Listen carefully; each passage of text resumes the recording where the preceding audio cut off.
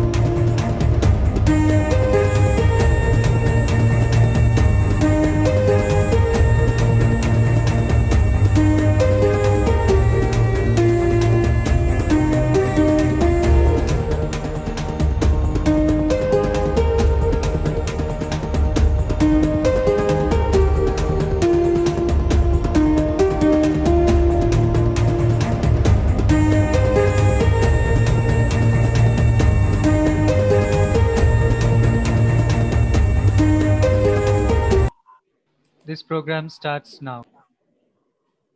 Hello everyone, this is Rangoli. Hi, this is Abhishek. A very warm welcome once again to Hyderabad Runners weekly webinar series, Beyond the Track. We hope you are taking all measures to stay safe and healthy.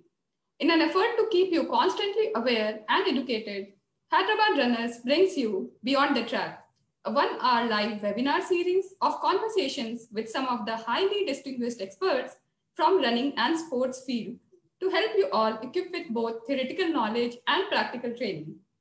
In this 26th episode of Beyond the Track, this brother and sister duo, who is pleased to welcome another amazing brother and sister duo, Varun and Shivani. Varun is a kidney donor and his sister Shivani is the recipient. From becoming India's first kidney transplant survivor to run marathons to championing for organ donation, Shivani's struggle of 10 years is one in a million. And Varun's mesmerizing journey of health and fitness after the donation is awe-inspiring. As we try to create a smooth learning experience for you all, please continue to post your questions to Varun and Shivani in the comment section. To facilitate today's session, we have two very eminent doctors with us who are experts in their field, Dr. G. Swarnalatha and Dr. Shrikant Gundlapalli.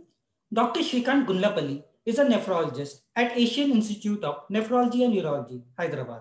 We'll get to know more details about him as we progress with the webinar. Dr. Swarnalatha is a professor of nephrology at Nizam's Institute of Medical Sciences, Hyderabad.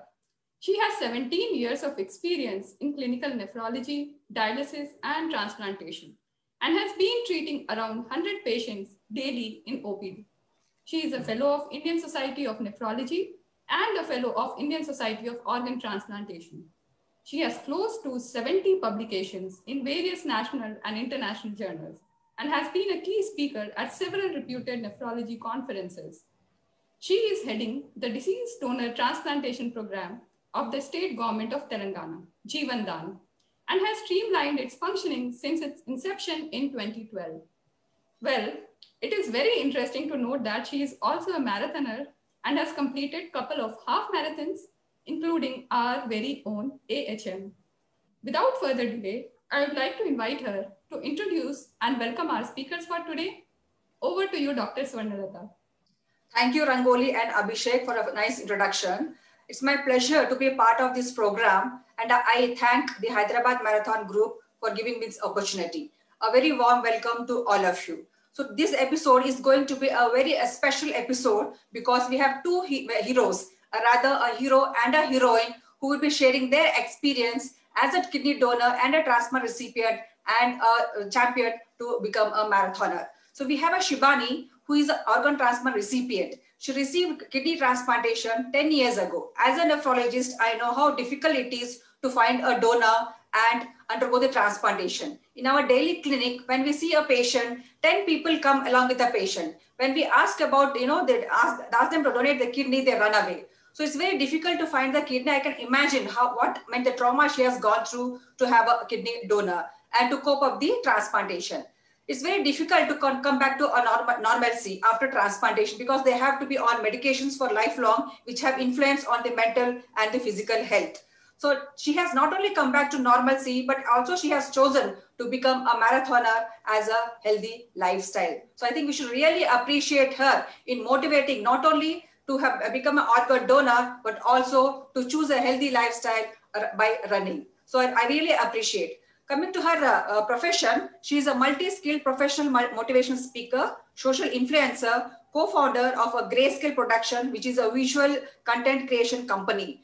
So she has not stopped at that level. She has actually run more than 70 10K runs and more than 26 half marathons. And she has also participated in various Indian transplantation, Indian transplantation games. So where she had scored a couple of bronze and gold medal also. I wish she also participated in the World Transplantation Games where one of the Indian representatives have won a couple of gold and bronze marathons. So it's very inspiring to have her here. And we have her brother, Varun. He actually, we should really appreciate. For me, he's a super hero because as I said, it takes a guts to donate an organ. As I said, we see a lot of patients in sitting in OPD. When we talk about the organ donation, people run away. even they are close relatives, parents or brother, sister. So in that sense, I think for me, he's a superhero. I really appreciate him. And he has given a kidney to his sister at a very early age. So and another thing is, we always see, the girls, like, the wives or the mother or the sister are asked to donate organ to either to a husband or the father or the brother. Here we see, the male donating to a female is again very appreciable. So I think he's the superhero of the day.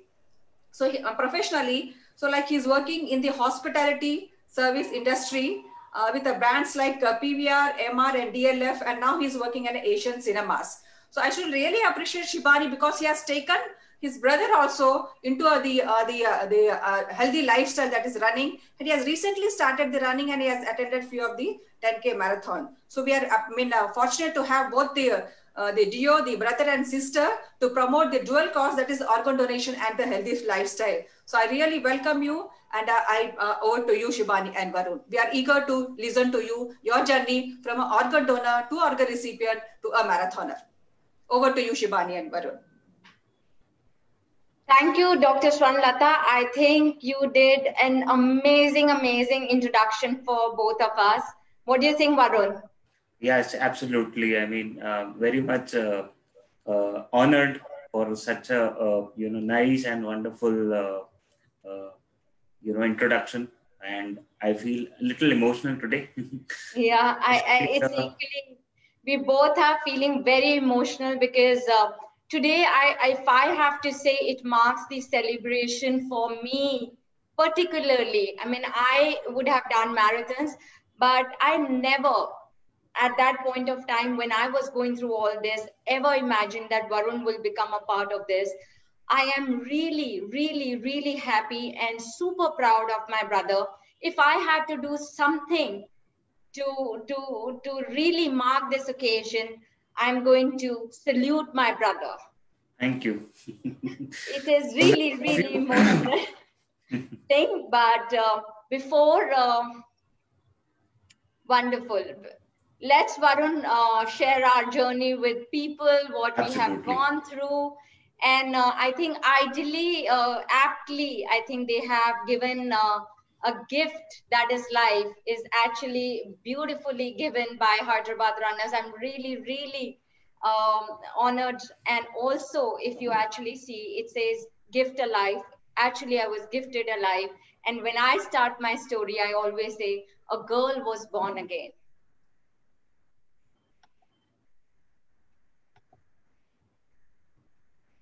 Okay. Like how Dr. Swarnalata said, for me, I think this is something really small, what he has done, but this actually came after a year of a transplant.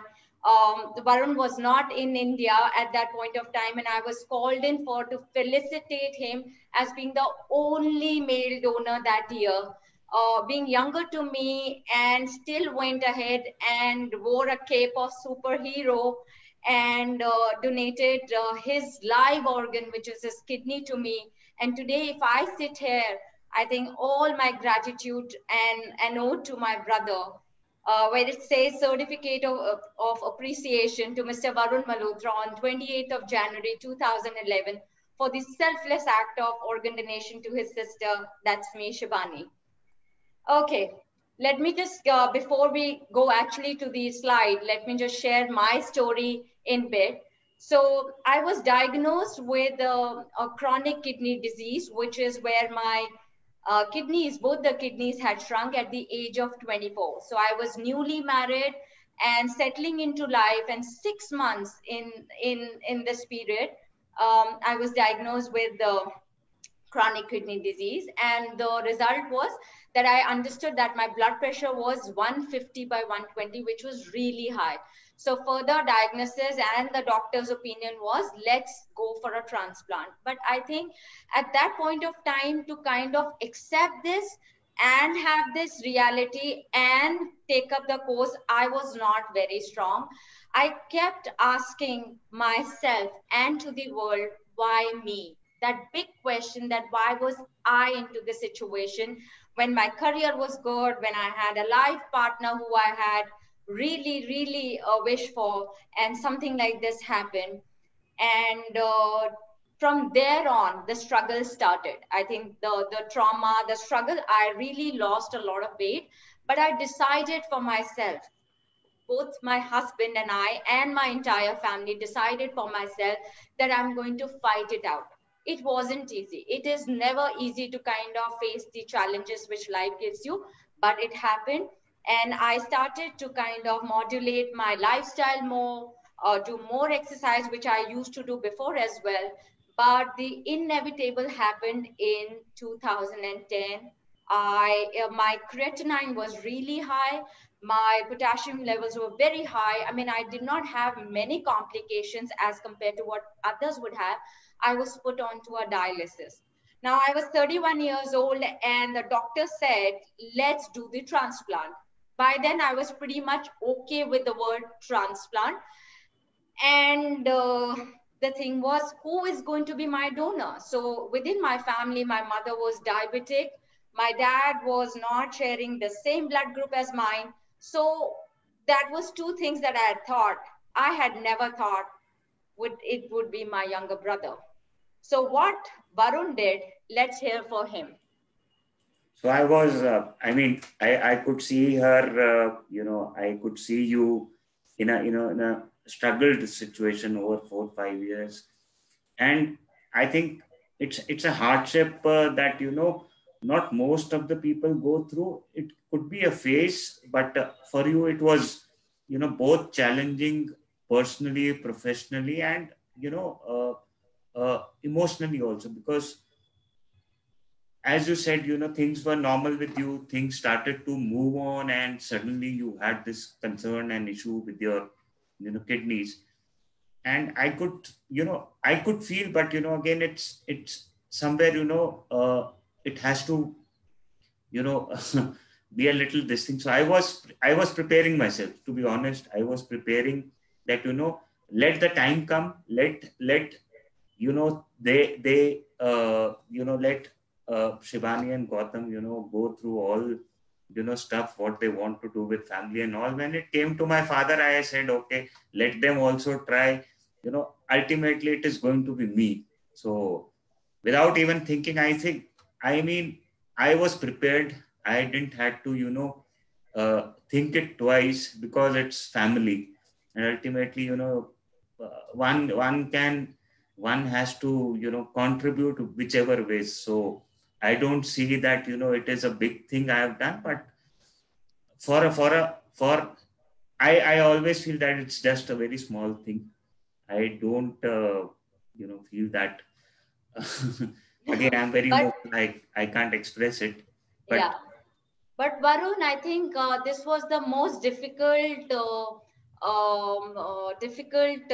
decision as a family we took. Amidst all the resistance from friends and relatives, he was there. He made up his mind. I would like to intervene here. See, I was prepared myself. Family was with us. Okay. And obviously, I was only, the myth, what the word is, that, people from the society were not accepting the fact that, this has happened and this is going to be the future. So they were, trying to, talk to me and tell me, after this, your future is in dark, nothing will happen. Your physical activities will come to, completely physically, you will be come to halt. No girl will marry you, XYZ. So all those, myths it was just creating a fear, and I was against it. I was prepared, and I was not in that, sense to even listen to that. So my concern was primarily that, not that, what I was doing. I was people who have that philosophy. Obviously, relatives are all also behind that, it is not a correct decision. But ultimately, nobody is coming in front. Okay. So if somebody would have come in front, obviously we would have appreciated. But ultimately, saying and doing is entirely different.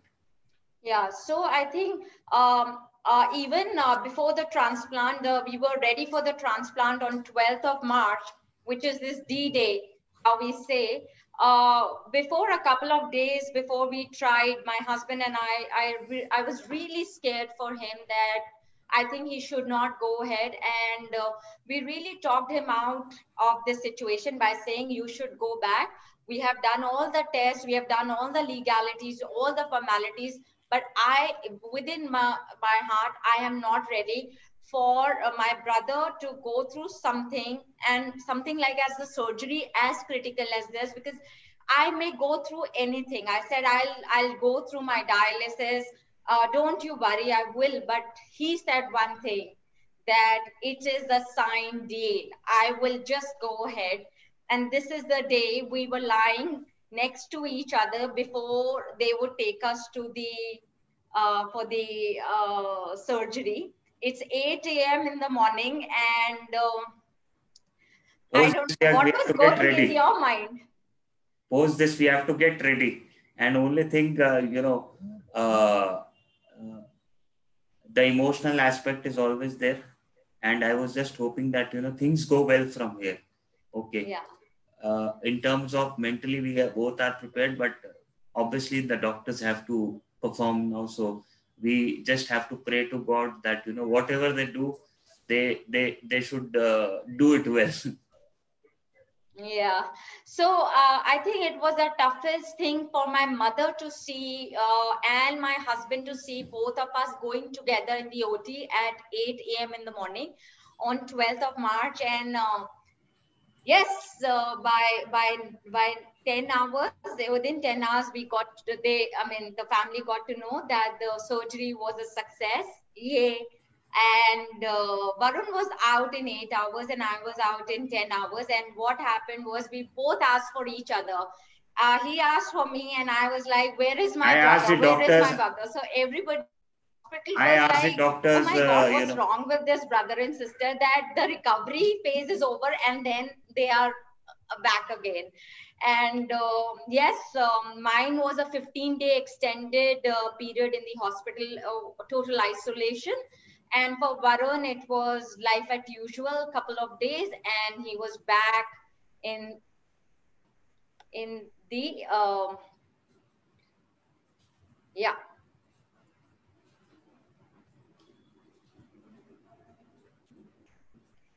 So this was his phase. Varun, share about it, about life after transplant.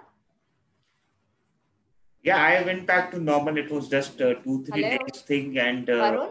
yeah, I can speak. So I went back normal 2-3 days after hospital, a week's rest at home, just normal, casual, diet and all. Things went back to normal. I joined my work, and 1 year or so, the doctors, prescribed some restrictions in terms of, physical and as well as, diet and all. And some tests were supposed to be performed every 6 months for them to, check the functioning of other organs as well as, as it's a usual process. So I think after 1 year or so, it was as routine I was a year back. So there was certainly no signs of any, complications. So there was no signs actually post surgery also. But in fact, just to be more cautious and all, and follow the advices of the doctor, that's more important. Yeah. So while your life was coming in terms, my life was not. What I thought that is going to change my life, I thought that this is it. Normal life will be back again. I'll be back to work. But sadly, no, unfortunately, I was not.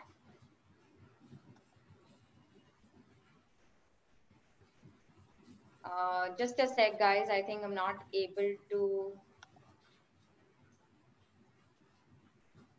Yeah. So my life was totally at halt because the recovery was very slow. I was underweight. I was 46 kgs, which is like really, really underweight.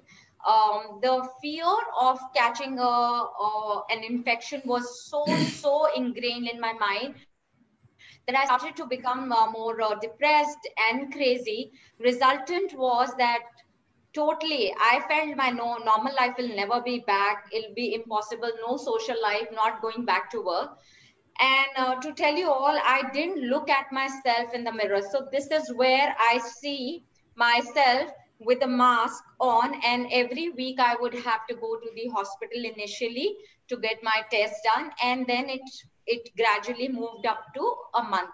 But I could really gather one thing in my mind, that it's not going to be easy. The path is not going to be easy, and I have to kind of do something different to it.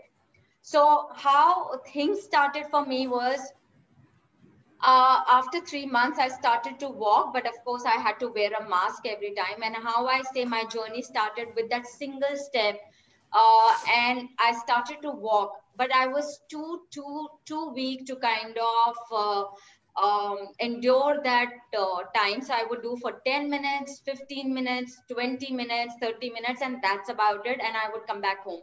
The medicines were too much, so the mood fluctuations were a lot. Food restrictions, water restrictions, everything was around. So it was kind of, it had kind of had kind of an effect on my mind, which I felt that I'm not going to be normal ever again. I'm not going back to that life. So I read this story, and the quote which I'm going to share with you all was from Oscar Pistorius, who said that you are only disabled, you're not disabled by the disabilities you have, but you're able by the abilities you have. So to start with the small things, what I did was I started dressing up, and I would carry my heels, though the heels were totally banned for me. I just went ahead and started getting ready every day, thinking that I'm going somewhere. So the part of visualization worked for me, and I started doing this quite regularly, where people started to see me, that there's a girl who wear a mask. And of course, there were a lot of things with around the mask. People would not sit with me, would actually avoid me. So which is now common, which is the new normal, but not then. And it kind of impacted me. It just kind of shattered my confidence. I would come back home and start crying that this is not the way. But the teamwork was good. My mom was taking care of me. My husband was taking care of me, and at the same point of time, Varun was doing good. And the most important person, my doctor, Dr. Jatin Kothari, he kind of really worked. We started to work as a team, that I need to feel normal. I mean, he would also get upset seeing me really upset about things, small things. But that's, I think, what is the steroids were acting up. So these were the smaller changes I started to make.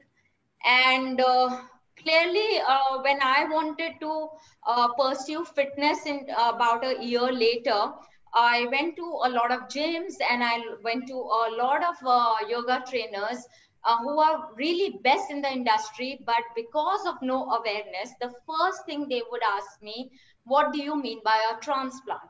What do you mean by not having a regular kidney, or you have a kidney on the stomach, or you don't have a kidney? These questions started to bother me. And the only thing I heard from them was no. So this was the external world of fitness which said no to me.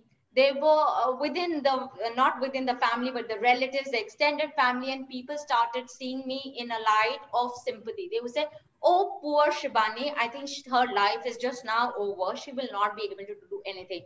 So that word no kind of started to kind of create ripple effects. And I said, yes, maybe the life is all about no. Transplant was just another way to kind of put you on to something you feel good about it, and then you'll never have a normal life, you know. So it was easy to kind of become a victim, or I wanted to change things from me. I did change things from there. Yes, I started walking every day, 1 hour, then 2 hours. Then the thing that I learned about Mumbai was that people run. So I said I would decide something and work around things, and make myself fit, where I do not need to register anywhere, where I do not need to answer people, where I do not need to hear this word no, because running was easy in terms for me. I felt it was difficult, but running was a free sport. So I started to kind of start running every day. And in 2012, Pinkathon came to Mumbai. 16th December 2012, I registered and I went for a 3-kilometer run. So I think 3 kilometer was too enduring in terms. I said it's a never-ending run.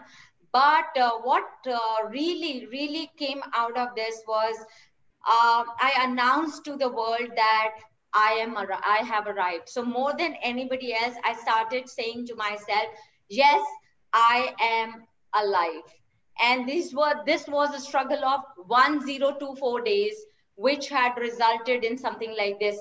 But at the back of my mind always was that fear that my kidney would shrink or my kidney would reject. So all these fears, I had to kind of put an end to it at that moment, because if I would have allowed that fear, my journey would have been doomed. I wouldn't have been sitting here and sharing my journey with you all.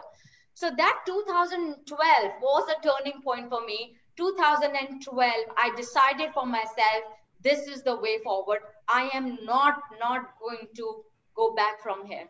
Although it was a daunting task, I took the most difficult challenge for myself. 2014, I am going to run Standard Chartered Mumbai Marathon. I did not have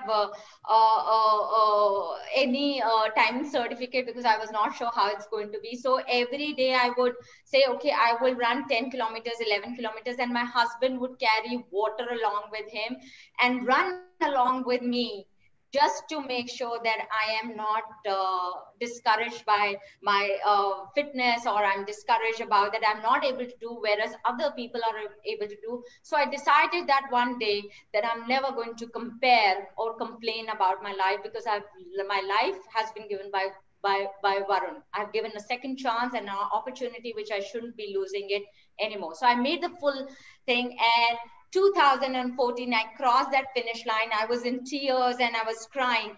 And at that point of time, I realized one thing: if you make up your mind, you can achieve anything. There are every time in life, you are always have two crossroads. You can give up, or you can give it another shot. I chose the other path. And that's where my picture, it was 2014. I became the first women in India to be doing half marathons post kidney transplant. This was my turning point. Okay, and this was the t-shirt that I wore as an ode to my brother. I have 3 kidneys, as my hero decided to just live with one. And there are a lot of people who ask me this question, what do you mean by that? That's when people got to know. And I registered Apex Foundation, which I work with very closely to kind of spread the message of organ donation and awareness around it. Okay, turning point for Varun. Now, Varun, let's hear this. This is a fantastic picture of both of us. So could you share something about it? So I would say, I mean, things went normal from there. And as she said, she thought that 2015 I should also run with her. And I used to feel she's crazy, because she just used to tell me, why don't you run with me? Or you start something, you start running. I said, who will wake up? Who will do all this crazy stuff? I said, forget it. But, and life moved on as usual. And life has, a graph. So 2018, the graph went down. I was in depression. I took a break from my work, and I was just trying to figure out myself, where I would lead to be. Obviously, once you have all those, things, negative things going around your mind, you are not able to, think and understand. But, she's the one who, pushed me from back and started inspiring, motivating that, you have to take up something that would, ease you out. A depression word itself today, people, take it in a different perspective. But, that time, obviously, only family or people around you or good friends, back you out from there. And she did for me. So I thought, again, as she said, I also had 2 things. I had anyways given up things on my, life. So either I quit, or either I choose the part of trying. So I said, there's no harm in trying. So that's when she pushed me, and we registered for a Tata Mumbai Marathon 2019. And I saw so many thousands, hundreds of thousands of people that time, and I was literally in a different stage of mind, seeing so many people running. I said, something must be there in this. So if I have started taking that baby step now, let me give it a shot, and carry it on. And then she got me the couple of good contacts in Pune. So as I was staying there, my house is there. So she gave me contacts. Then I approached the free runners group in Pune. And then the first day I landed, I saw again a lot of people being trained there. And it was, the routine started. So 1 week was, I was literally going every day at 5 o'clock in the morning, because I was seeing that, so many people are, into fitness. It's not about running, it's about fitness. And I was, I cannot say I regret that I didn't choose that. But yes, wherever, now it's a time, I should not lose it. And since then, I think that week and today, there's no looking back. And obviously from running has, and obviously running has taught me a lot of things. And that one thing, two things are very important for me, that being mentally strong. Okay. And because we are not mentally strong, we are into lot of states and lot of things in mind, and lot of stress. That's where we start to lose hope. And running taught me that we can't lose hope. Okay, we have to. That's where that mental fitness arrives. Second, obviously health. It's just not mental fitness. It's about physical fitness. You start to see a lot of changes in your body, and you start to love yourself. Obviously, I love myself today more than anything else. And there's no stopping. And today, I have learned so many things. And obviously, a lot of people say that, in fact, I would just share a small thing that, lockdown was the period that, I gave a challenge to myself, that, fitness and something that I will be a step ahead in terms till I was doing for that past 1.5 years. So that last 6 months has made me more love towards this sport. So I would, and obviously you are the motivation behind it. And I always, see that, if you would have not helped me out at that time, I would not have been here today even. So thank you very much. And I also salute you. I think, yeah. So as how people see us as a bigger inspiration, we started to kind of got a lot of recognition from a lot of channels. They started to kind of cover our stories.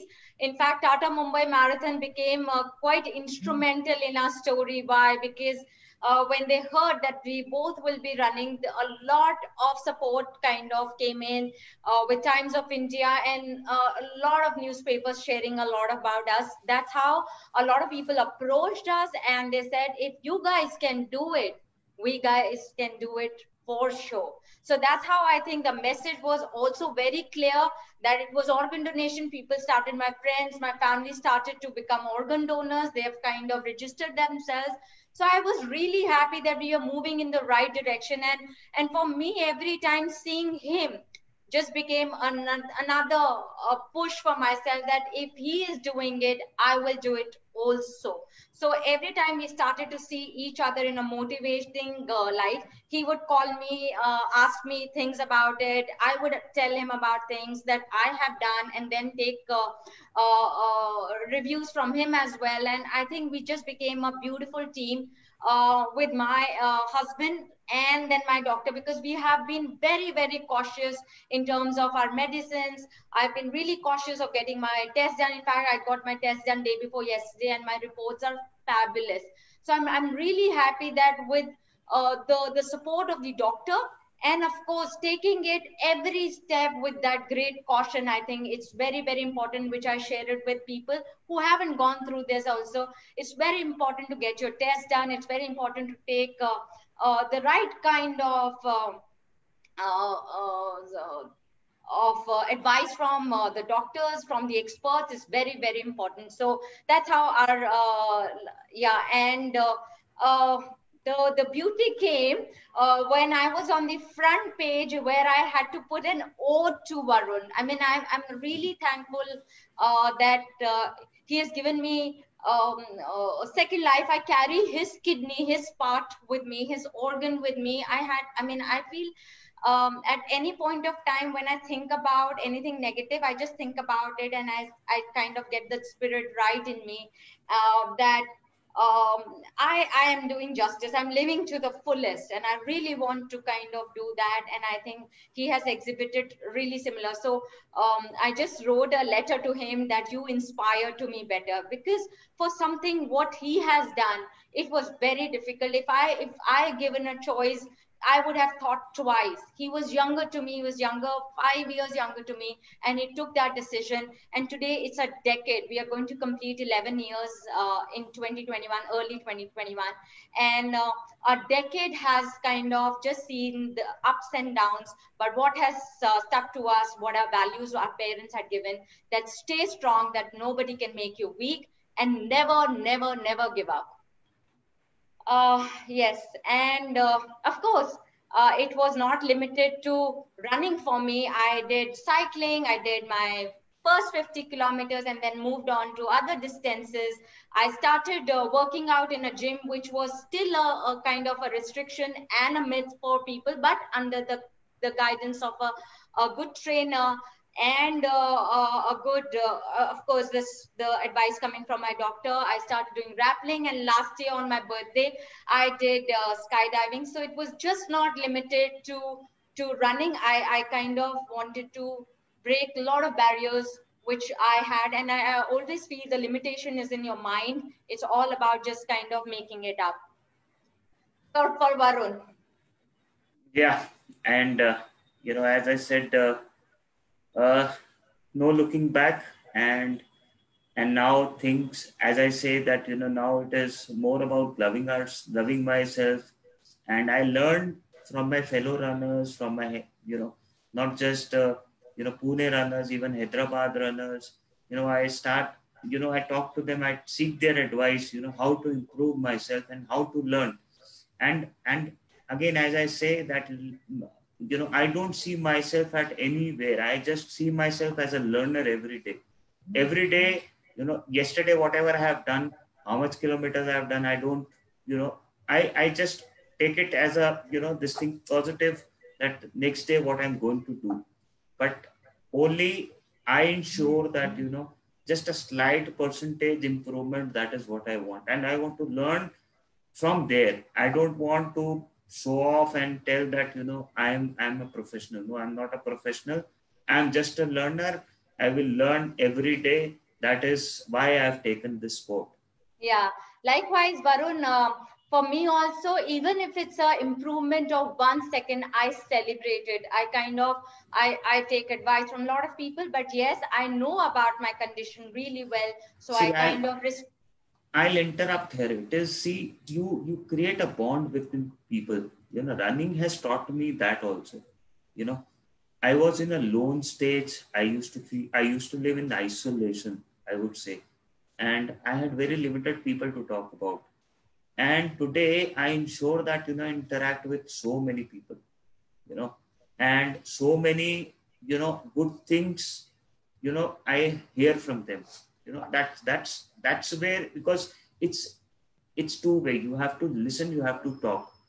So, I mean, running has given me a second life, I would say that. wonderful.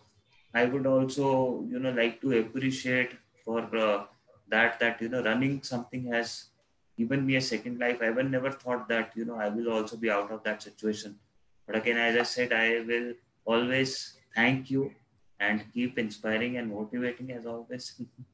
Absolutely. So that's how we became the only recipient and donor duo in India to run marathons.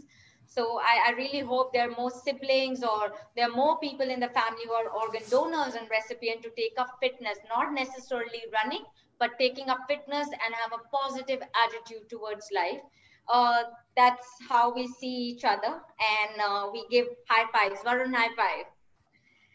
And yeah, so while I was talking my own goals, I did my Amsterdam Marathon last year, which was I actually took the flight today, which is a year back.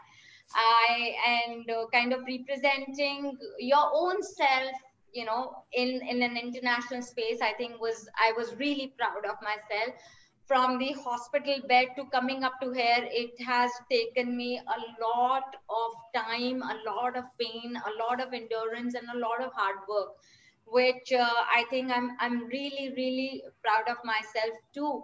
And kind of representing on national games, kidney national games, and winning medals for track and field. And if you guys can see, behind me is my wall of fame. How I say, every medal, every bib over there, every trophy that I've had in my in last 7 years, almost 8 years of running, I has story of pain, story of endurance, story of gratitude. For me, I'm really grateful. When people ask me this question, how far will you go? I just tell them that out of all the troubles, the greatest triumphs have come into my life. I'm only grateful to where I have reached. I don't know what future has been for me, but I know for myself that I'm really, really grateful that I've reached this level.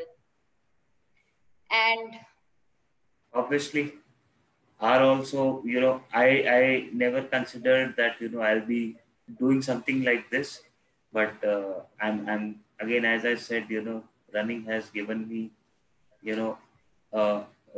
so much in last 1.5 quarter to 2 years, that I appreciate each and every moment today. And that's where, once you go back and, think that, you can be in such situation and you can come out of that situation. That's where we were saying that, why me? We say, try me. Now today, the term has changed, try me. So challenges are just, within your head. And if you're mentally strong and physically you are on to it, then, I mean, you can take up any damn challenge in the world. It's just the mindset. Yeah. So to sum up, if I have to share, this is Varun, and I'm super proud of the transformation. It's just not the physical transformation of gaining his health back or losing weight. What I've seen is a change in his perspective, change in his attitude, and change the idea that we both now believe is that challenges are inevitable, but giving up is the optional. easiest. So yeah, so this is your phase, and let's talk about mine.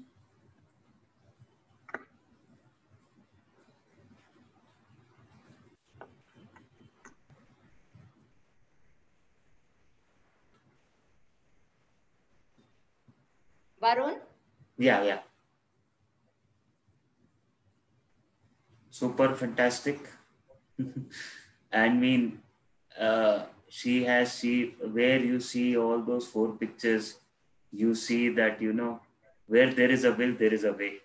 As simple as that. To sum up, in one sentence, 2010, a will, 2019 or 20, a way. Simple. Yeah, so as we were chalking our own paths, we had our together paths, we had our individual goals, and which we are going to and of course, we became the organ donation champions. And I always say that if we can do it, so can you.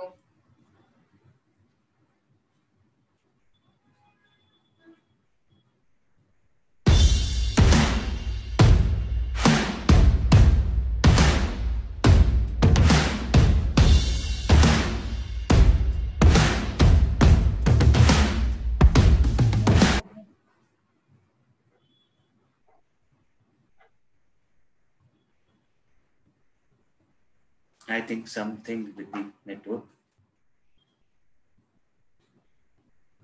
I think So something. thank you very much. Thank you very much. Thank you, Shibani and Varun, for such an inspirational story. As a nephrologist, I can understand what is the amount of, the emotional trauma you have undergone after transplantation.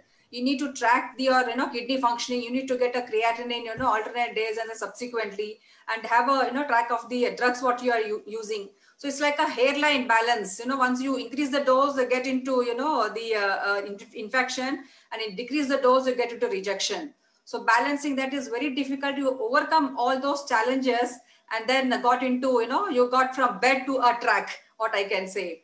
So, I mean, I really appreciate you for your, the inspiration story and inspiring so many people for organ donation and the healthy lifestyle. Regarding Varun, I can really, thank him and salute him for his courage, because we have seen, we counsel the family members, donor, they come forward, and then we admit the patient, we prepare everything. And as you said, next day morning, 8 o'clock, we went to OT. So we have seen people running away overnight after admission. That is amount of the emotion, the confusion which is going on in a donor the day before the transplantation. So we have seen the donor running away the previous night of transplantation. So you are lucky to have, your own brother donating a kidney. So at this juncture, because we are talking about the organ donation, I would like to just discuss few more points, because everybody is not lucky to have a donor in the family member. Even if they are willing to donate, their blood group doesn't match, or the donor may be elderly, like parents. They might have hypertension, diabetes, they might have renal failure, they may not be fit to donate the organ. So we do have another option called deceased donor. That is, after brain death, we can donate our organs. So brain death is also a scientifically, legally accepted form of a death. So people have to understand what is brain death. So as a Jeevan Daan, it is a government organization. We are trying to create awareness about the brain death. We try to coordinate the entire process of, the declaration of the brain death, counseling the family members, and then they are taking the organs and allocation of the organs to the recipient who is needy. So we do it, in a very proper way. As I can see, the questions are pouring. I'm trying to answer those questions also.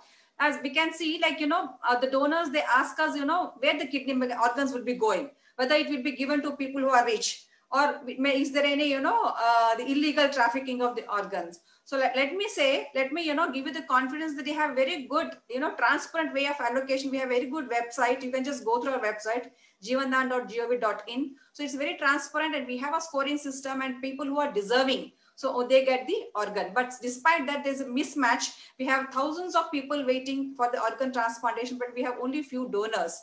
So I think this is a platform to increase the organ donation and think about the promoting the organ donation. So I can see a lot of questions are pouring. So we can take the question answer session in the end of the program, once we the complete the expert talking on the kidney injuries during running. Thank you very much, Shibani and Varun.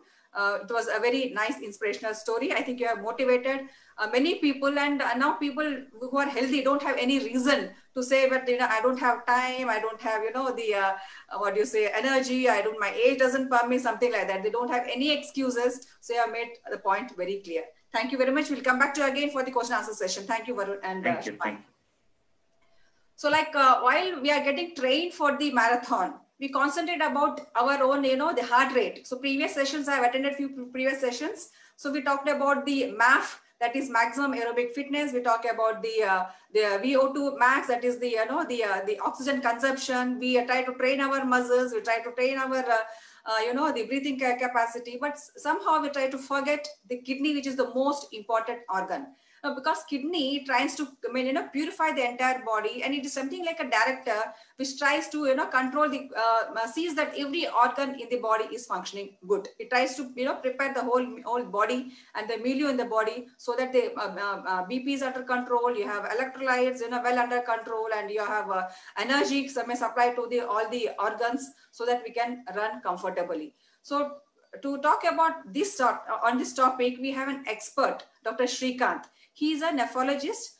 He has been trained in PJ Chandigarh. This is one of the prestigious institute. As a nephrologist, we are proud to be trained in this institute because we have father of nephrology, Dr. Chuk, who has started this department. He has the first nephrology in India. So, and he is a very good clinician, and he is also a very good speaker. He has given a talk in several national and international forums on the kidney diseases, transplantation, and the dialysis part.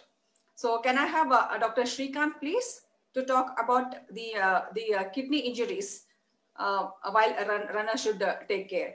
In fact, kidney has 2 million nephron functioning unit. And if you put all these nephrons one after the other, we'll have a half marathon track.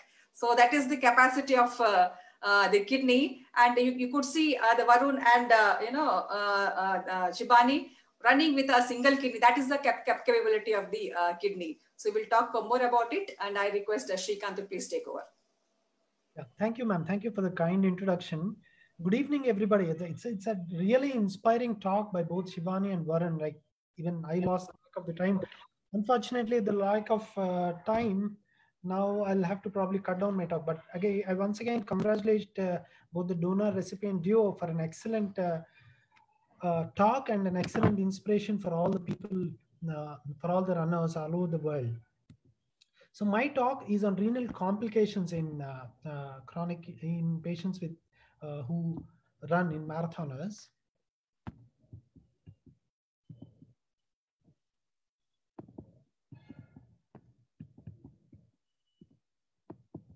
Sorry, I'm not able to move the slide.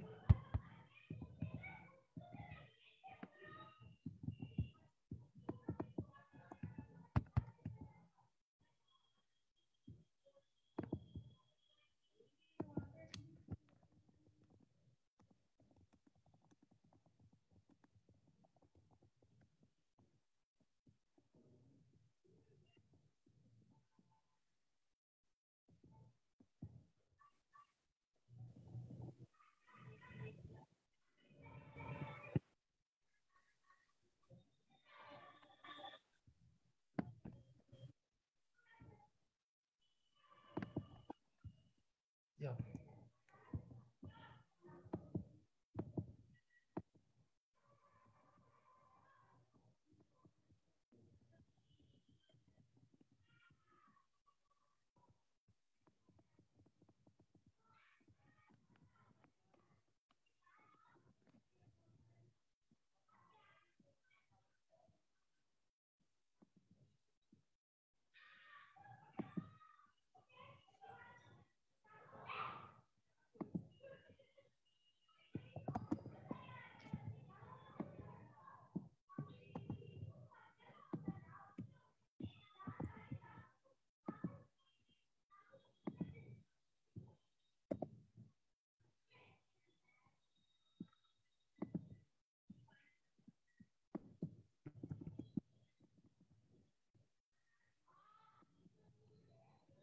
Yeah.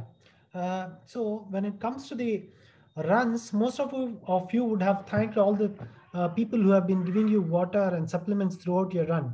But did you really bother to look at the people who clean up your mess that you have left at the end of the run?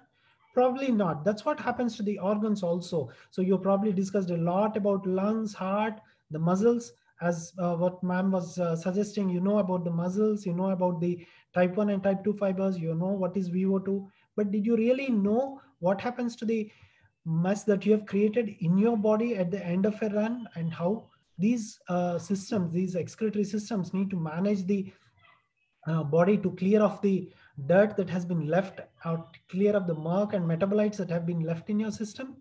That's where the role of the kidney and other excretory organs come. I'll not bore you with all the functions of the kidney or talk in detail about how the kidney filters urine and all, but one word about homeostasis. Homeostasis is a term used to describe how a body maintains a proper electrolytes and a fluid balance in the body. The kidney is one of the major organs which contributes to the homeostasis in the body. Now, exercise induces a lot of stress in the kidney, as we discussed, that the muscles can perform 50 times more than in a resting state, resulting in a lot of metabolite and a waste generation. So after this, there is in addition to this, there is a lower GFR. I'll not talk about the technical details of how a kidney functions, but for practical purposes, the glomerular filtration rate is the filtration capacity of the kidney. It actually is lowered when you're doing a run. This is because there is a redistribution of the blood flow. Now, if you look at kidneys, the kidneys have 20% of the cardiac output. That means out of the blood that is being pumped by the heart, 20% goes to the kidney. And do you know the weight of the kidney is less than 1% of your total body weight. So 1/5 of your blood supplies to this organ. That's how this organ sustains the ability to remove all the waste from your body. Dehydration during the exercise, the breakdown of the muscles and release of the muscle proteins, which may harm the kidneys. And all these things cause a lot of harm to the kidney. In addition, there is too little time for the kidney to adapt to the run. Your kidney is not prepared to this kind of a situation suddenly, and then there is too little time for the kidney to adapt to the excess stress. Now, will training improve my kidney? Means training period, the 1 month prior training period, will it prepare my kidney? As you can see, the benefits of training go to the muscles, improved lung function, improved VO2, improved oxygen carrying capacity, improved musculoskeletal function and cardiac function. But kidneys are not prepared, or kidneys do not really train when you do a pre-session trainings for your entire body. Now, kidneys, like the Spartans, I would say, do not need any training, especially they're born with a lot of strength. The reason why I'm talking this is, I would say that the kidney would say before a marathon, I was born ready. Why would I say that? If you look at the capacity of the kidneys filter about 400 times the blood volume in a 24-hour period. They receive 20% of the human blood supply, and as I've told, they weigh less than 1% of your total body weight. Each kidney weighs somewhere around 300 grams. Now, they can concentrate or dilute enormously. That means if you're dehydrated or if you have taken too much water, whatever it is, the kidneys can manage that. That means it can produce urine as dilute as water to as thick as an oil. They make a lot of hormones. Don't be under the impression that the kidneys function is just to clean up the mess in the body. They make a lot of hormones. They have a role in making blood and management of hypertension, and so many other things happen with the kidneys. Now, we'll talk about the predominant renal maladies that a runner faces. Dehydration and heat stroke is one. Acute kidney injury. Injury here is not a physical term for an injury. It's a damage that happens to the kidney when a person runs. Then the rhabdomyolysis and hyponatremia. I'll talk in brief about each of them to have a little understanding of practical things that are likely to happen. In view of short of time, I'll rush through the slides and only telling the most important points which are relevant. Now, heat exhaustion and heat stroke are two important and completely different physiological phenomena which occur. Heat exhaustion occurs when there is dehydration with excessive perspiration happening, but the body still tries to maintain the balance. That means that the body is continuing to lose heat from its skin and is able to maintain a perfusion for the internal organs. Now, heat stroke, on the other hand, occurs when the body temperature rises very rapidly, because now the body has lost its ability to keep your body cool. So the skin becomes extremely dry and hot, and then the internal organ perfusion is definitely strongly compromised in these patients. Heat stroke requires an urgent management. The patient needs to be shifted, and his body needs to be cooled down rapidly to prevent them from going into a more rapid deteriorations. The management is not the theme of the discussion, but being aware of a heat exhaustion and a heat stroke. You're developing fever, you're already in big trouble. So things should not go up to that extent. If there is an exhaustion, you should make sure that your hydration is adequate. Acute kidney injury, as I discussed before, acute kidney injury is not real injury to the kidney as such. It is the damage that occurs to the kidney. It occurs due to primarily 4 reasons. One is the dehydration, which I've talked about a little. The second one is the rhabdomyolysis. The third one, I'll talk about rhabdomyolysis a little, because that is one thing which is a muscle injury which needs to be known to all the runners and all the people who do a lot of physical and strenuous exercises. Use of painkillers prior to the marathon to prevent developing a pain can worsen the situation, because the kidney function can be affected by that. The dehydration along with painkillers can be a deadly combination to the kidney. And as discussed, the reorientation of the perfusion. The kidney receives 20% of the blood supply, but when you're exerting, there is reorientation of the perfusion of the blood supply to the muscles, leading to a little compromise of GFR in the kidneys. Now, rhabdomyolysis. In a normal state, the muscles do not release excessive toxins into circulation, leading to kidneys functioning well and excreting a urine which is amber to light yellow in color to almost transparent colors. Now, what happens when the muscle is injured either due to trauma or due to the strain? They release proteins, the most important of which is what is called as myoglobin. This myoglobin in the circulation can adversely affect the kidney function in that it can damage the tubules of the kidney, leading to loss of this myoglobin in urine, producing a red color urine. And this reddish urine further over time can transform into acute kidney injury, leading to a literally drop in the urine output. Now, this reddish urine is a marker which needs to be attended immediately. So post-run, if you're having a high colored urine, a little dehydration can cause that, but really significant dark red or a brown urine should make you suspect that there is something crazily wrong with your muscles, particularly if it is associated with severe muscle aches, and you need to take serious medical help to prevent you from going into a serious renal shutdown. Now, hyponatremia is another important complication, though it's a technically probably a little demanding term. I want the runners to know about it. The hyponatremia was not a common problem in the previous generation of the initial marathoners. So the hyponatremia literally means low sodium. Natrum is sodium. So hypo is low, emia is in blood. So low sodium in the blood. The normal serum levels of sodium are supposed to be somewhere around 130 to 145 max. So if there is a very low serum sodium, that is called hyponatremia. So why does this occur in runners? So this is the American College of Sports Medicine, which gave its statement in 1996 when marathons have started to become a phenomenon at that time. So they have suggested that during exercise, this is literally the words that were published from their articles. During exercise, athletes should start drinking early and at regular intervals in an attempt to consume fluids at rates sufficient to replace all the water lost through sweating. Now, they overtly stated that thirst is not the best indicator of dehydration or the body's fluids not. And so by the time you develop a significant thirst, you're already late. That's what was the impression given at the time. Because in the initial marathoners, it was common for the patients to experience dehydrations and heat strokes in that era.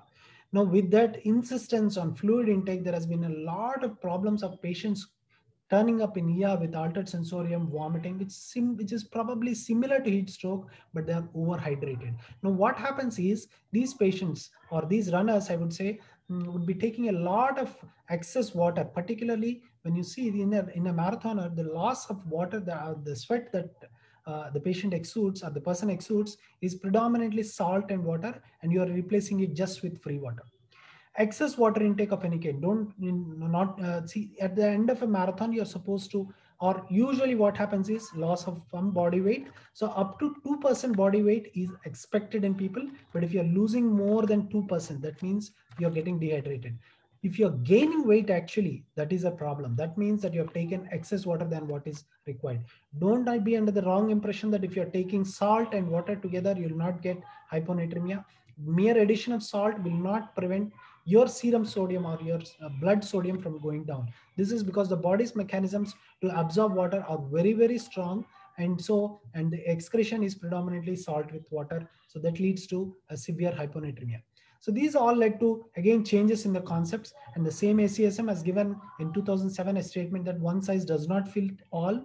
Drink to thirst is what has been proposed. So this is for amateurs, but if you are an elite runner or a professional, then probably you have to go beyond this to understand how your physiology works. If your run time is less than, say, 4 hours, you have to probably take some extra precautions. I'll talk about the precautions that you have to take to avoid renal complications if you're a particularly avid runner and or an elite runner or less than 4-hour runner. Remember that these rules of ACSM do not apply to the elderly. Elderly, the thirst mechanisms may be altered. So just believing in thirst may not be the right choice in elderly. Particularly patients who are of extreme BMIs, very low body weight or very heavy body weight, patients who or persons who gain weight at the end of a run and persons whose run time is less than 4 hours for a full marathon are at higher risk for these electrolyte disturbances. So what are the do's and don'ts that I should really be considering when taking a run? If you're a young marathoner and if you're otherwise fit, drink to thirst. Don't drink maximum. Don't be under the wrong impression that drinking as much before actually thirst occurs is not the right choice. Avoid painkillers because they are likely to exacerbate the problems of kidney post-run. Keep a record of weight on your bib. This is particularly important for the elite runners to keep a record of your weight on your bib, so that if there is any medical problem, your doctor will have a lot of advantage in understanding your ideal body weight, so that he can plan the hydration therapy post touchwood any untoward incident occurs. If your body mass is in the optimum range, then you're best suited to do a run. Sports drinks are ideal. That doesn't mean that sports drinks are sufficient to prevent major electrolyte disturbances. Post-run also, there are some small instructions. Taking a lot of water or even electrolyte water or free water at the end of run is not advisable. So once you come back, try to take some solids. Once you're a little more comfortable, your muscles are comfortable, then you can start taking fluids at the end of run. Immediately gulping a liter or a liter and a half of water at the end of run can be dangerous, leading to severe electrolyte disturbances. So keeping safe your kidney. Poor preparation leads to poor performance. So prepare well for your runs. Training time is the right time for you to understand how your body works. So running in the same environment as what you're going to do the full marathon in, understanding how much weight loss occurs and understanding how much water you need to take during the training helps you prepare better. The rule of the thumb is that the average requirement would be somewhere around 400 to 1200 ml per hour for different climates. If you're working out in a very cold, humid, cold and dry climate, then probably 400 to 500 ml is what you're likely to lose if your body weight is around 70. Whereas if you're running in a very hot and humid climate, the water loss can be as high as up to 1200 ml, which is a little unusual in general, other than those for the elite runners. So this is the range in which you have to look at, and what suits for what person. As we told, one size does not fit all. So you have to check for on your own what suits you best.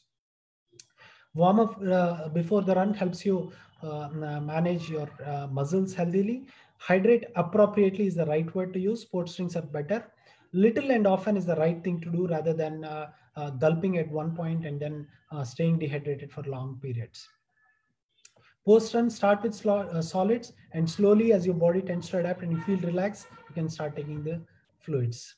The kidney after the marathon, the problems that we have discussed, the acute kidney injury, rhabdomyolysis, are not because the kidney is well prepared for that. It is primarily because the kidney needs time to adapt to things. As I told you, your muscles, your heart, your lungs, your respiratory capacity, your VO2s tend to adapt when you train, but your kidneys don't have that. So your kidneys, they want a little more time. So for the slow runners, it's not a problem. For the elite runners, the kidneys can have serious injuries, but if you take the precautions that we have discussed before, it's less likely to end up in major complications. So these are the beautiful flowers that you see. They are called as the glomeruli. They are the primary filters of the kidney. This is the scanning electron microscope of human kidney, of how it looks. As madam has told, up to 2 million are the nephrons that you have, and 800,000 are sufficient for a normal life. The backup is huge. So thank again Shivani and Varun for their excellent talk. There are other kidney donors who have done this. This last one is Tracy, who has donated a single kidney and started a chain of donation with almost 6 transplants which happened after that. So don't take your organs to heaven. Heaven knows you need them here. Be an organ donor. So this is my team. I'm thankful that I've inspired 2 more people into running with the help of Hyderabad runners. I thank for the patient hearing. I hope I have not exceeded my time. Yeah, thank you. Thank you, Shrikant. That was a wonderful talk. In fact, the basic concept of introducing this talk is most of the runners, they have a lot of confusion. what to drink, when to drink, and like how to hydrate themselves. And dehydration and electrolyte imbalance is the most common cause, complication during running. So I think you have got some knowledge about when to, what to drink and when to drink. So basically, the concept is you don't have to, once you start running, you don't have to drink a lot of water. So at least half an hour, you can just wait, particularly slow runners. And then after half an hour, depending upon your body, if you have thirst, you drink water, and it need not be a plain water. You can be alternating with the electrolytes that will replete your electrolytes. And once you finish your run, you don't have to again gulp the water. You have to actually plan so that you can drink water within a gap of time. So these are the minimum precautions you should take to prevent the electrolyte imbalance and dehydration. So thank you, Shrikant, for a wonderful talk. And shall we go on to the questions, because I see a lot of questions pouring in.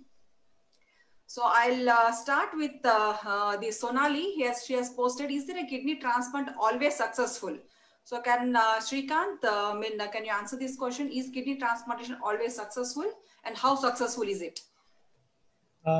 Successful is a difficult term to define there, but the data talks that there's a 90% success rate at the end of 1 year and a 70 to 80% success rate, depending upon whether it's a live or a deceased transplant, with around 2 to 3% difference between them at the end of 10 years. This is what that means. 70 to 80% of them still have functional kidneys at the end of 10 years. Considering the type of life and the quality of life that it gives, a 10-year dialysis-free life for 80% population, I would take it as a huge success. Organ transplantation in the last 20 years has really changed the way a transplant recipient lives his life and the quality of life, as you can see clearly from our speakers today.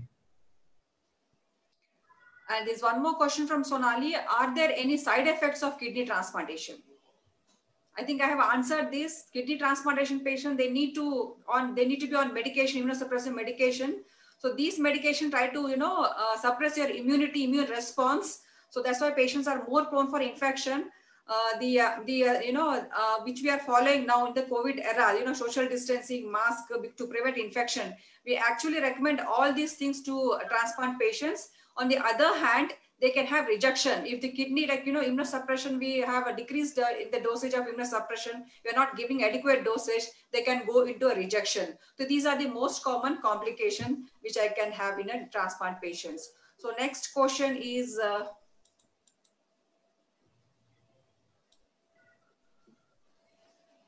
so is by Joel, how long does a kidney transplant last? I think Shrikant has already answered this question. So usually an average lifespan of a kidney is 20 to 25 years. After that, because it is a graft, it slowly starts, function slowly coming down. And after that, we have seen, patients undergoing second and third transplants as well. So when we have seen recently one patient who underwent third transplantation after initial kidney graft lasted for 20 years, subsequently second transplant lasted for 10 years, and subsequently again he underwent third transplantation. Now his graft is good with 25 to 30 years of survival. So there's another question from Subhajit Saha. What is the biggest challenge you guys faced after this? And what was the turning point to break the ceiling and show the world? This is, I think, to Varun and Shibani. What was the biggest challenge you guys have faced? Can you answer this? Yeah, sure. Thanks, Subhajit. He's a great friend and he has seen my journey. For me, the biggest challenge, what I faced was one, while I used to wear the mask, people would judge me. That was very important. And for somebody like me, I was full of life and confident. It just kind of shattered my confidence. Second was, when can I resume the normal life? So that's why I started to complain that I'm born in a wrong country. Maybe people don't accept it, and the awareness. So possibly these were the things that were kind of mounting on my head. And the turning point was when I started to take that first step, when I went down and I said, I am going to walk whatever it takes. This is going to be, in fact, I started walking in a mall for 20 minutes because the area that I used to stay in used to have a lot of construction. So my doctor gave me first 20 minutes in a mall, so that it's more clear and I can do that. And of course, the restrictions that I had in terms of my medicines, water, and everything. The turning point was that 2012, when I took the simplest distance, which is 3 kilometers. I took that, and I felt that is when things changed for me. Although I could not share it with people because of the thought of being judged again, because a lot of people thought I was crazy.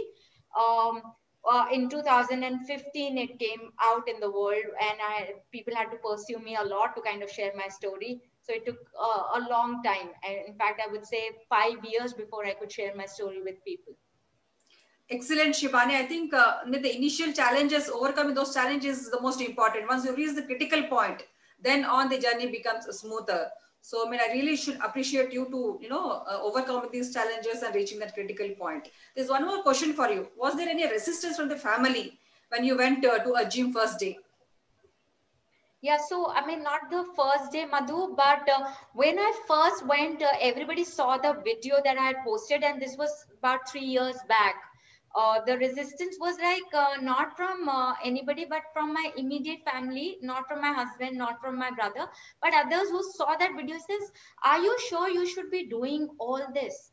And I said that I'm very confident because I have taken the entire thing I've discussed with my doctor. Initially, I did not do that. I kind of resumed it only by doing yoga and becoming stronger and running. But I think strength training was really required, and that's when I went. So yeah, the resistance was like from friends and family, and then people were like, "Are you crazy? You shouldn't be doing this. Running is okay, but you shouldn't be doing this." And of course, the gym trainers, they were like, "What is wrong with her to come to the gym?" And the first thing they said, "Madam, घर पे बैठो, अभी transplant हो गया, बस अभी चलो, अभी आपका time बहुत है, बहुत हो गया ये सब चीज." So I had to kind of fight all these resistances, and at some point of time, I shut my mind to all these outside voices because I had to only hear what I had in my mind, that I am going to do this at any cost, but keeping all the precautions in mind. Excellent, excellent. So there's one question from Sundar Nagesh. What was running mean to you now, and also for the Varun who is getting into the shoes of yours? I mean, I think both of you can answer, Varun and yourself. Varun, say, what does running mean to you? I think you shared a lot on that.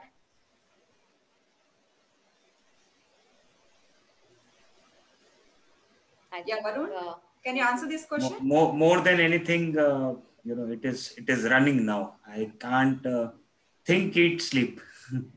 Running. 3 days, 3-4 days. I will just small example.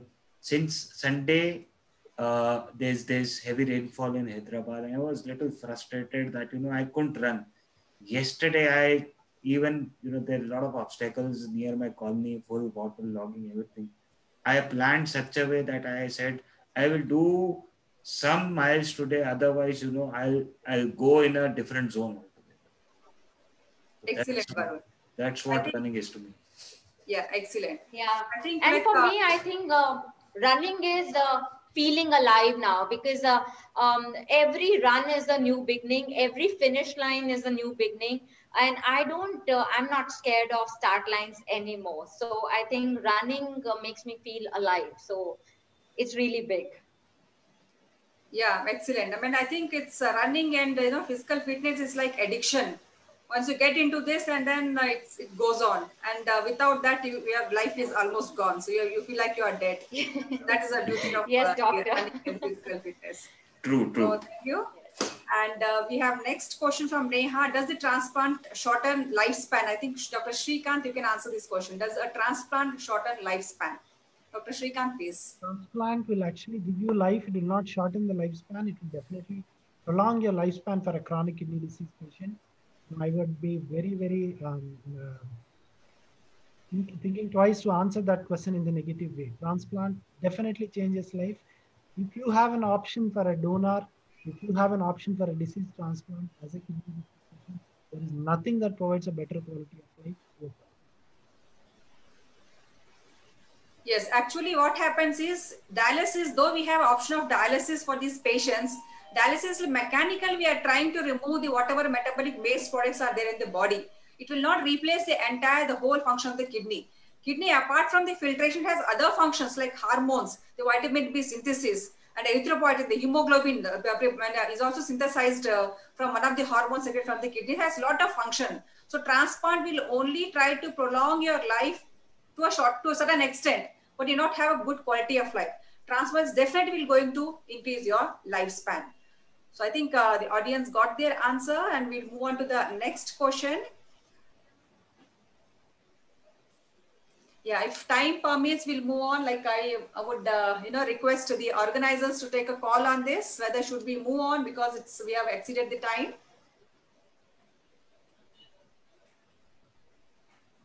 So I think our next question was from Samjit. He says, why a kidney transplant instead of dialysis? I think we have answered this question. So there's one question from Subhajit. What will be your advice for today's millennials who do not have time for each other and with less empathy and patience today world? Anyone of you, like Shibani, can you answer this? Yeah, so I think, yes, with the millennials, this is a life different altogether. I feel majorly in terms that the bonds are formed. I think you do not have a choice to kind of choose your family. The best is, I think, if you kind of engage your family with the same kind of passion, and then you kind of grow those passions together. That's where you will be able to spend more time. I have seen with my husband working together with me, but at the same time, what I gained was, while we were working together, we started running together. And with Varun also now, our bond has become better. Of course, there were a lot of differences in between because I stay in a different city. He stays, don't have time for each other, but having a common passion for us was running and fitness. It just got us together. I feel draw your entire family, and especially COVID has given us all this time to kind of create those bonds. And I think to kind of flourish them and kind of take it to the next level, and just that's how. And I think family is very, very important. Please, guys, it's so important, fundamental part. Going through the obstacles is not easy if you do not have somebody as a pillar behind. So for me, it was my family. Very true. I totally agree with you, Shibani. I think we'll move on to the last question of this session. The very concept of this session, the organ donation. So what do you think? This is by Sai Prasad. What do you think we should do to encourage more organ donation among Indians? There's a lot of fear and lack of awareness, which leads to illegal trading and harvesting the rackets. So I think organ donation, like, India, if you look at the world, basically organ donation is, people are more aware in the Western, that's America and the European countries.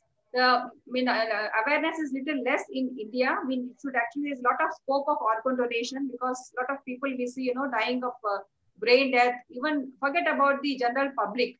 Even the professionals are not, the doctors are not aware of the brain death, how to declare the brain death, There are a lot of the teamwork involved, the declaration, organizing the retrieval, the harvesting part, and then the allocating the organs, and then, we have, at any point of time, 100 people should come together, and it's a teamwork involving not only the government agency, the professional bodies, the NGOs. I think the whole India should come together and then work towards the organ donation. Recently, we have also put the concept of organ donation in the textbook. The 10th class textbook carries, one chapter on organ donation. I think with this, the next generation would know about the organ donation. And the Jeevan Dan at a state level is trying to promote the organ donation. We have a very good registry, and we are taking care that there is no illegal trafficking of organ taking place. We have a very good, the subcommittees or, the expert committees who have recommended how the organ should be allocated. We have put it on the online process of organ allocation, which is transparent. So government is trying to take care of all these issues. And of course, awareness is the most important thing, and it's a continuous process. It's not like overnight people will get aware. It's a continuous process. We are putting in our efforts, including the government body, and I request all the the private agencies to come forward and promote the organ donation.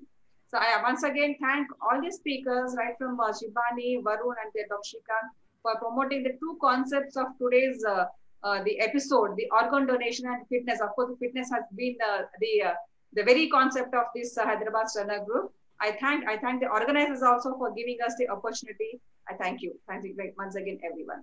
Over to the organizers, please.